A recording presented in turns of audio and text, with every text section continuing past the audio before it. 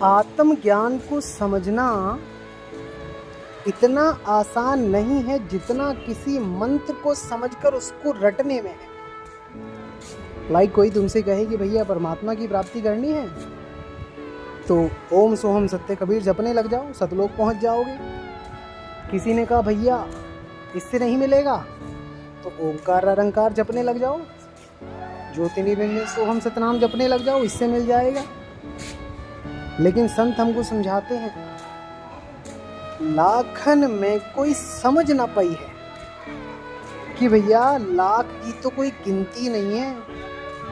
तुम लाख लोगों को सत्य बताओगे, कौन सा सत्य है? आत्म ज्ञान के बारे में तुम बताओगे तो उनकी तो कोई गिनती नहीं है। कहते हैं कोटि मध्य जानेंगे, करोड़ों में होगा कोई एक जो इस बात को सुनेगा सिर्फ। अब भैया जितने भी मंत्र वाले हैं जो सोचते हैं कि हमको परमात्मा मंत्र जपने से मिल जाएगा, उनके लिए लाख की गिनती तो बहुत ज़्यादा है।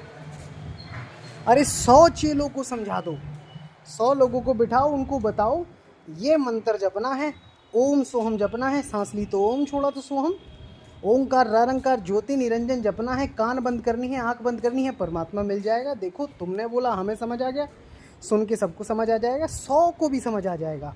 यहाँ तक कि 10 लोगों तक को ये ज्ञान आसानी से समझ आ जाएगा, ये मंत्रों वाला। लेकिन जिस ज्ञान के बारे में उन्होंने बोला कि भैया करोड़ों में कोई एक होगा, अब वो कोई मंत्र ज्ञान तो होगा नहीं कि करोड़ों में कोई एक बंदा उसको समझ रहा है कि वो ऐसा भयानक मंत्र है।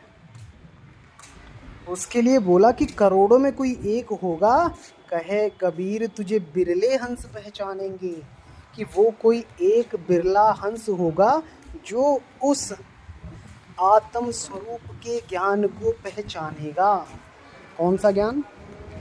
सिर्फ इतना समझना है कि कोई मंत्र नहीं जपना है, बिना मंत्र जपे तुमको परमात्मा की प्राप्ति हो जाएगी। केवल अपने ध्यान को एकाग्र करना सीखना है।